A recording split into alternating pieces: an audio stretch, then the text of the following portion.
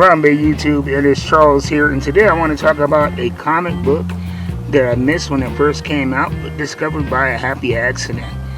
I have my friend Mary that you guys have seen on the channel before. She is my comic book buddy. When I go into Spellbound Apothecary and Entertainment, it's usually with my buddy Mary. And she was interested in this book. She picked it up. It wasn't quite to her taste and her liking. So she's like, hey, I'll let you check it out, see what you think.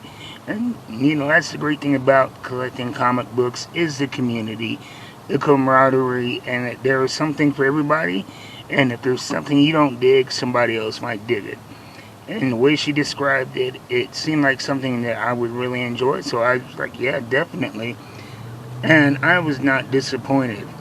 It's from Image Comics. Came out this year, 2025. And it is written by James Tynion IV. The art is by Michael Walsh. Colors by Jordi Belair. And the letters by Becca Carey. And I will say the first thing that stuck out to me on this book is the size of it. You look, this is a single issue. It is not a trade paperback. This is a single issue, but it has so many pages. It's so thick. And it's all $4.99. $4.99 for this much story. So I was instantly impressed by that. And this is the second printing already, so you know that it's, you know, a fairly good book.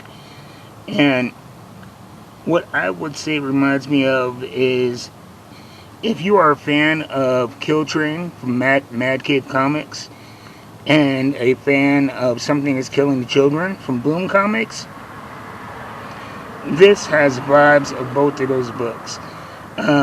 Where it compares to Kill Train is this dystopian timeline, this dystopian society where the elite brutally decide the fate of the common man. And it's almost like a game or a sport in that sense. And then what it reminds me of Something That's Killing the Children is the stark, grim art that you see throughout. And so I would suggest for that. I think for her it was a little bit more, just a little bit too gruesome, violent, and dark for her taste. But I enjoy some of that sometimes in comics. Actually, I enjoy that a lot, probably too much. But we start off in this small town here, Oak Valley. And it's Halloween night, and you can tell that it is a real small community and a real sleepy town. And the sheriff walks into this convenience store where he meets a very interesting character, a crazy conspiracy theorist who's really all about the conspiracy blogs and the deep web stuff. And the sheriff, he comes in with a note for somebody, and they kind of shoot the breeze back and forth and poke and prod a little at this guy about his out there beliefs. But you can tell that there's something weighing heavy on the sheriff through his demeanor, through the way that he goes back and forth with this character. And I like the way that, that he drew it. And they illustrated it to where you can actually feel the emotion of the different characters and almost hear their voices as you watch them interact.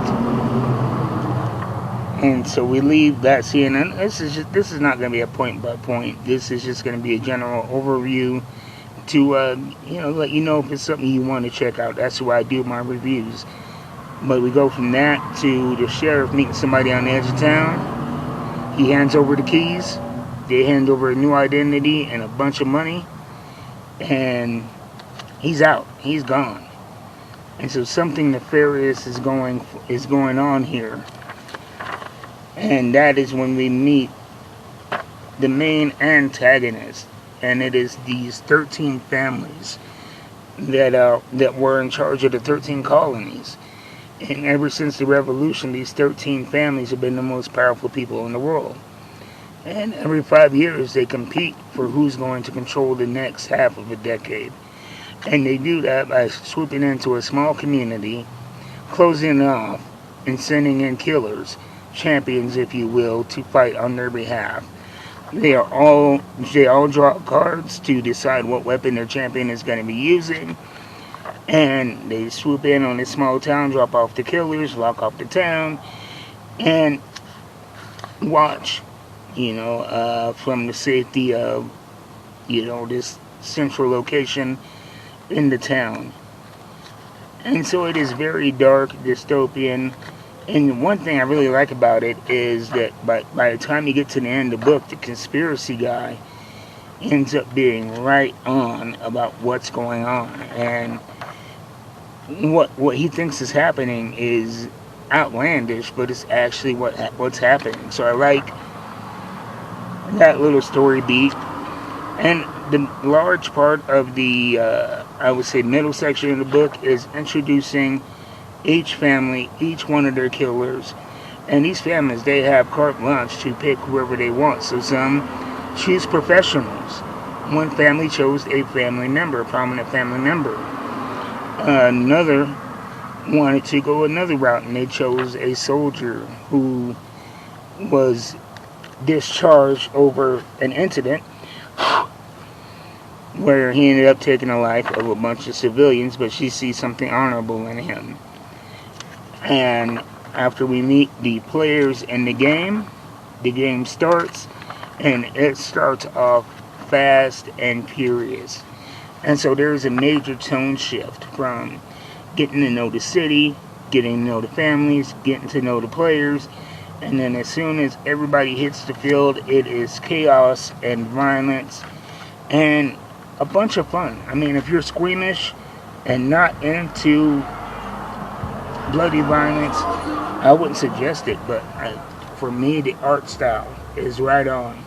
The storytelling is hip, and the emotion of each character, the way that the art works with the writing, spot on. I can't suggest it enough, and I would probably start reading this book because it had my interest. And one thing I like about Image Comics is that I was talking to my comic book dealer the other day about this, and recently with Marvel, a bunch of the books I was really enjoying, they just pumped the brakes on. Ended them early, had to rush to an ending, and at the end of these books, they had this, it was like this sign off where it said, never the end. But it's kind of a way of kind of giving a wink and a nod that the story ended before they wanted it to, but they have hope for the future. And what my comic book guy said is that it was likely financial. But with Image Comics, when they commit to a book, they commit to a book, and they give the creators carte blanche to see their vision out, and they're not gonna charge you an exorbitant price. Up until 2025, all the Spawn titles were $2.99 in a world where every other comic book is $3.99. They have just now bumped their Spawn titles up to that, since other companies have bumped their prices up. And like I said, this is a $4.99 book, but it is not a $4.99 book. You get so much more value than what you paid for. And so I suggested Exquisite Corpses from Image Comics. Get it while you can, and this will probably be a series I review a lot, because I could tell from the first book this is going to be one that stands out and is talked about for years to come. So that's my thoughts. Check it out at your local comic book store, and if you don't have a local comic book store, I have two suggestions for you.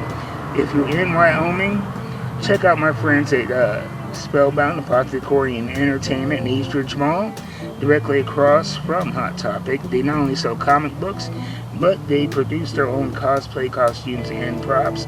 And if you're not in Wyoming, check out my friends at Coffee and a Comic out of Huntington Beach. They have an easy-to-use website, www.coffeeandacomic.com. They ship nationwide, and they have great speed and an easy-to-use website. So I'll see you guys next time. Until then, keep reading them books. I'm out.